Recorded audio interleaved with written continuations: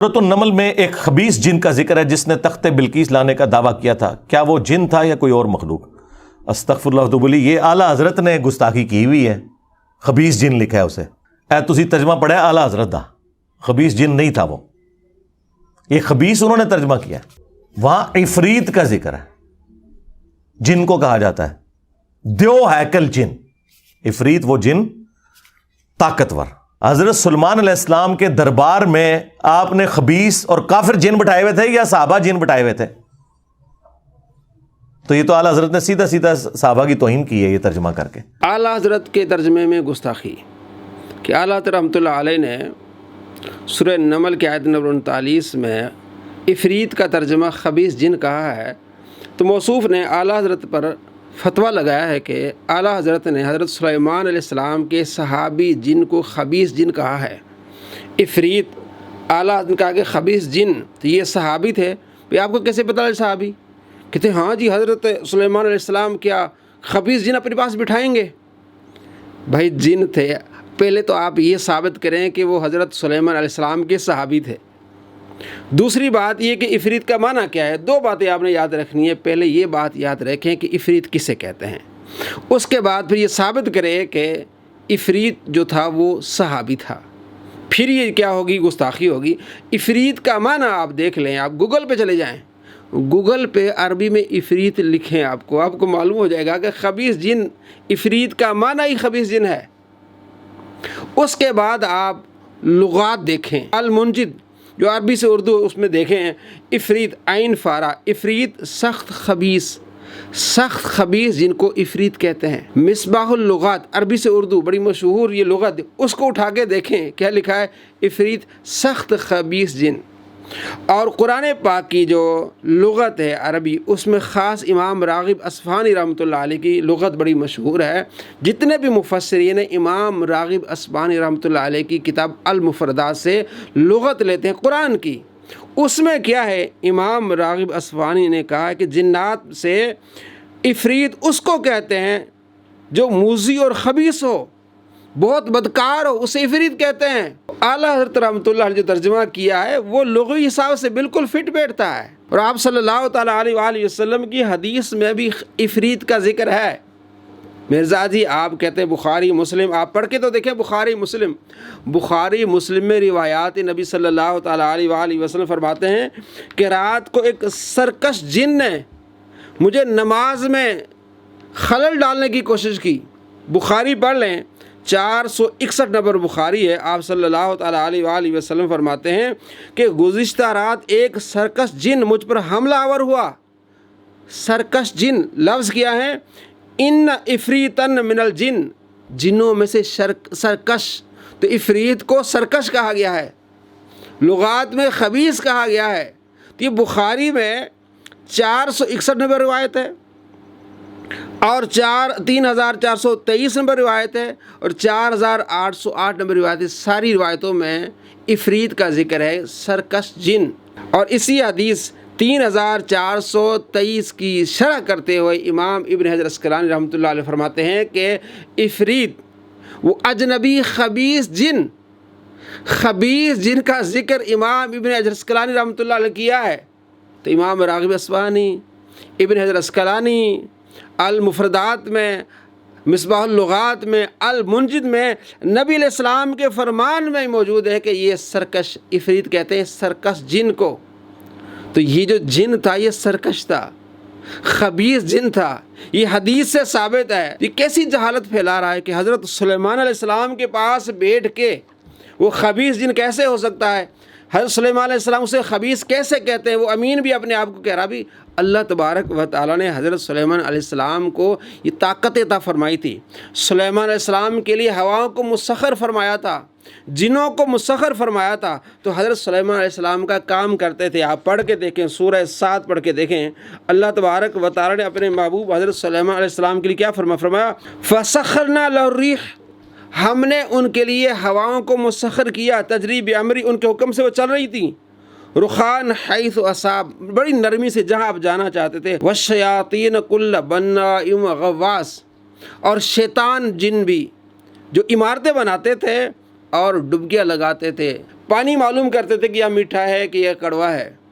حضرت سلیمان علیہ السلام کے لیے جنوں کو اللہ تبارک و تعالیٰ نے مسخر فرمایا، اور اسی طرح سورہ سبا میں بھی اس کا ذکر ہے، وَلِسُلَيْمَانَ الرِّيحُ غُدُوُّهَا شَهْرٌ وَرَوَاحُهَا شَهْرٌ۔ سلیمان علیہ السلام صبح کے وقت جب نکلتے تھے تو 1 مہینے کی مسافت آپ طے کر لیتے تھے، شام کو بھی ایسے۔ وَأَصَلْنَا لَهُ عَيْنَ الْقِطْرِ وَمِنَ الْجِنِّ مَن يَعْمَلُ بَيْنَ يَدَيْهِ، اور جنوں کو بھی اللہ تبارک و تعالی مسخر کیا جو آپ کے سامنے کام کرتے تھے، بِإِذْنِ ربی، اپنے رب کے اذن سے۔ وَمَن يَزِغْ مِنْهُمْ عَنْ أَمْرِنَا، جو ان جنوں میں سے ہمارے امر کے، ہمارے کام کی نافرمانی کرے گا، نُذِقُهُ مِنْ عَذَابِ السَّعِيرِ، ہم اسے عذاب سعیر، جہنم کا عذاب چکھائیں گے۔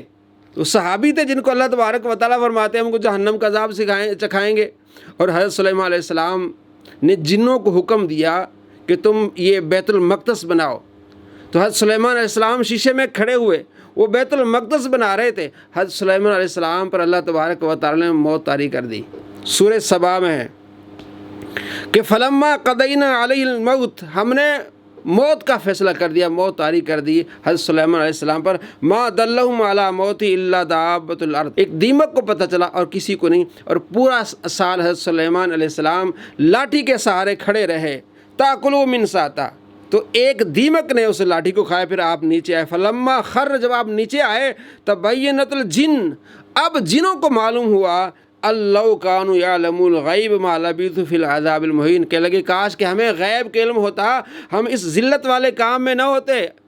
تو کیا صحابی اپنے آپ کو ایک نبی کا جو حکم ہے اس کو ذلیل والا کہیں گے کہ ہم اس ذلیل کام میں، ہمیں تو تکلیف پہنچی، ہم تو سارا سال محنت کرتے رہے، ہم تو ذلیل و خوار ہوتے رہے؟ تو کیا رسول پاک صلی اللہ تعالیٰ علیہ وآلہ وسلم یا حضرت سلیمان علیہ السلام کا وہ رسول مانتے تھے تو کیا وہ اس بات کو اپنے لیے ذلت والا کام محسوس کریں گے؟ بیت المقدس بنا رہے تو مفسرین کہتے ہیں، تو کیا یہ صحابی تھے پھر جو اپنے آپ کو کہہ رہے ہیں کہ ہمیں تو ذلیل کر دیا حضرت سلیمان علیہ السلام نے؟ یہ کہہ رہے ہیں کہ وہ تو فوت ہو کے ہم ذلیل ہوتے رہے۔ بھائی پہلے تو یہ ثابت کرو کہ یہ جو جن تھا وہ صحابی تھا، آپ کو کیسے معلوم؟ اللہ تبارک و تعالیٰ فرماتے ہیں ان جنوں کو، سرکش و جنوں کو ہم نے مسخر کر دیا، آپ جہاں بھی جاتے تھے یہ جن آپ کی مجلس میں ہوتے تھے، آپ کے ساتھ ہوتے تھے۔ اب یہ کیسا ڈھونگ رچا رہا ہے کہ حضرت سلیمان علیہ السلام اپنی مجلس میں ایک خبیث جن کو جگہ دے کے وہاں بٹھائیں گے؟ بھائی ساتھ ہوتے تھے سارے، آپ حکم دیتے تھے تو وہ کنویں کھودتے تھے تو ساتھ ہی ہوتے تھے۔ پہلے تو یہ ثابت کرو کہ وہ صحابی تھے، اگر وہ صحابی تھے تو پھر عفریت اللہ نے کہا ہے، تو پھر سب سے پہلی گستاخی نعوذ باللہ اللہ کرے گا کہ اللہ نے عفریت کہا ہے۔ امام راغب اصفہانی کہتے ہیں کہ عفریت خبیث جن کو کہتے ہیں، ابن حجر عسقلانی کہتے ہیں خبیث جن کو کہتے ہیں۔ 461 نمبر بخاری میں روایت ہے، آپ علیہ السلام فرماتے ہیں عفریت سرکش جن مجھ پر حملہ آور ہوا۔ یہ سرکش جن جو جہنم میں بیٹھا ہوا ہے اہل سنت پر حملہ آور ہو رہا ہے کہ اعلیٰ حضرت نے ایک صحابی کی گستاخی کر دی۔ پہلے تو صحابی ثابت کرو۔ اللہ فرماتے ہیں عفریت ہے، خبیث ہے، یہ کہتا ہے صحابی ہے۔ نبی علیہ السلام فرماتے ہیں عفریت سرکش کو کہتے ہیں، محدثین فرماتے ہیں عفریت سرکش کو کہتے ہیں۔ بھائی اعلیٰ حضرت کا ترجمہ بالکل ٹھیک ہے، آپ کا دماغ ٹھیک نہیں ہے۔ 4 سال پہلے اسی واقعے کو بیان کرتے ہوئے کہتا تھا عاصم بن برقیہ کا نام ہی نہیں ہے قرآن و حدیث میں، صرف اسرائیلی روایات میں ہے۔ اس کو علماء نے بتایا کہ ہاں جی یہ احادیث میں حضرت عاصم بن برقیہ کا نام آیا ہے۔ اب کہتے ہیں ہاں عاصم بن برقیہ کا نام تو حدیثوں میں آیا ہے، تو اہل سنت ہی تمہیں سیدھا کریں گے، تمہیں بتائیں گے کہ تم جھوٹ بول رہے ہو، تمہیں رجوع کرنا چاہیے۔ جس طرح تو نے بھانجیوں کے ساتھ شادی کو جائز قرار دیا تھا، اہل سنت ہی نے تیرا تعاقب کیا تھا، پھر تو نے رجوع بھی کر لیا۔ دوستو یہاں بھی رجوع کرے گا کہ یہ بات جو اعلیٰ حضرت نے فرمائی ہے وہ قرآن و حدیث کے عین مطابق ہے۔ عفریت کہتے ہی خبیث جن کو ہیں، یہ خبیث اعلیٰ حضرت پہ اعتراض کر رہا ہے، جس کے پلے کچھ نہیں ہے، جس کو عربی نہیں آتی، وہ جناب اعلیٰ حضرت پہ اعتراض کر رہا ہے۔ اگر اعتراض کرنا تو پھر خدا پر بھی کر کہ اللہ نے عفریت کیوں کہا، رسول پاک نے عفریت کیوں کہا، محدثین نے عفریت کیوں کہا۔ یہ جواب تو دے گا اور تیرے چیلے دیں گے، تو معلوم ہوا کہ بالکل ان پڑھ جاہل شخص ہے۔ اس کی باتوں پہ آگے اس کے چیلے مباحثہ کرتے ہیں، بحث کرتے ہیں اور ذلیل و خوار ہوتے ہیں۔ جس طرح 2 مثالیں میں نے پہلے آپ کو دی، عاصم بن برقیہ کو یہ مانتا ہی نہیں تھا، اب یہ مانتا ہے۔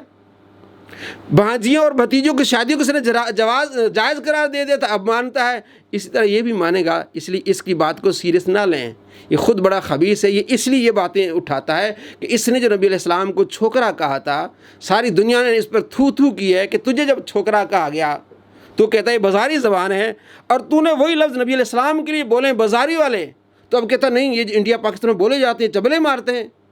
یعنی تجھے کہا تو چبلے نہیں ہے، بازاری ہے، اور تو نبی علیہ السلام کی یہ باتیں کر رہا ہے اور کہتا ہے چبلے مار رہے ہیں۔ تو جب پھنسا، پکڑا گیا، اب اس طرح پتلی گلی سے نکلنے کی کوشش کرتا ہے کہ اعلیٰ حضرت نے بھی جناب ایک جن کو خبیث کہا ہے، صحابی کو خبیث کہا ہے، پھر ہمیں حکم چاہیے کہ اعلیٰ حضرت رافضی ہیں۔